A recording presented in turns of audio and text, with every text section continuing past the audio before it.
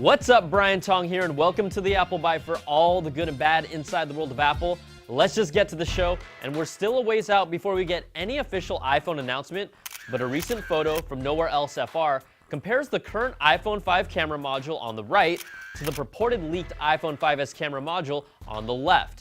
Now, the 5s camera part doesn't show a flash component attached to it, and we're expecting the new iPhone will come with a more powerful dual LED flash that's been shown off in previous rumored prototype photos as well. Now, we've seen shots of the iPhone 5C, and it's believed that phone will share many of the same parts with the current iPhone 5, so it's a strong bet that this is the rumored 12 megapixel camera for the iPhone 5s, and I hope it comes soon because I don't want to keep showing you parts of the phone.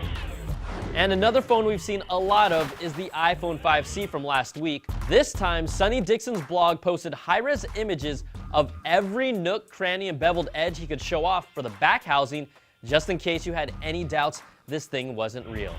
It's been a busy week if you're a developer. The Big A released the 5th developer preview for OS X Mavericks. It includes some minor back-end changes, but also includes a new beta version of iPhoto and the iBooks app for the Mac that was shown off at WWDC.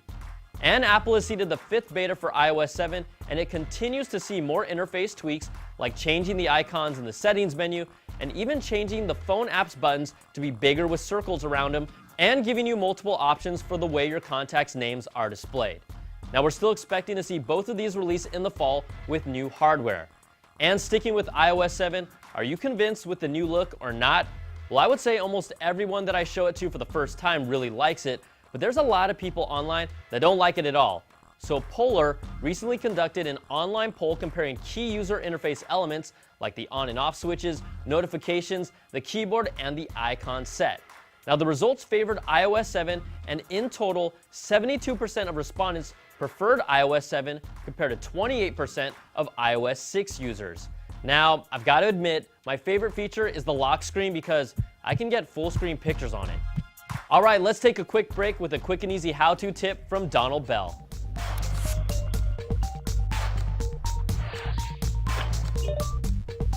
Hey, I'm Donald Bell, and I have a love-hate relationship with the iPhone's default alarm clock sound, marimba. Sounds like a cuckoo clock that Jimmy Buffett would use to remind him that it's margarita time. Now, if you're starting from scratch, head into the iPhone's clock app and hit the plus button to create a new alarm. Set the alarm down here at the bottom, and then up here where it says sound, click marimba, and you'll be taken to another screen where you can choose from other ringtones or pick a song from your music library. To do that, tap pick a song, and then you'll be taken to your music library, which you can sort by song or artist or album to find something that you like. Now, once you find the right song, tap it, and you'll hear a preview of what it will sound like. Raise the volume level to get a sound that's going to be loud enough to wake you up, and then tap the back button to stop the preview. The sound selection should now show the title of the song you selected. Now, to set the alarm, tap the save button, and then you're all set. Now, what if you want to change an existing alarm, or you've gotten used to setting alarms through Siri? Here's what to do. Open up the clock app and make sure you're in the Alarm tab. Hit the Edit button at the top, and then find the alarm you've already set. Tap it, and it should take you to that same menu we saw before where you can select the sound and then hit Save. For more how-to tips and tricks, head over to howto.cnet.com. I'm Donald Bell. Now go take a nap. Thanks, Donald, and clearly we have different music tastes because mine would be something more like this. All right, to the quick bites. Apple's losing ground when it comes to smartphone operating system market share, according to a report from research firm IDC. Android dominates with nearly 80% of the market. iOS comes in at 13%. Windows Phone keeps making progress at a small 3.7%, but it's growing. And BlackBerry is at 2.9%. You know, getting a cheaper phone out there might help with this, and maybe they could call it something like the iPhone 5C. All right, AppleCare is ready for an upgrade, and we'll be getting 24/7 online chat support that will go live around August 12th, according to 9to5Mac.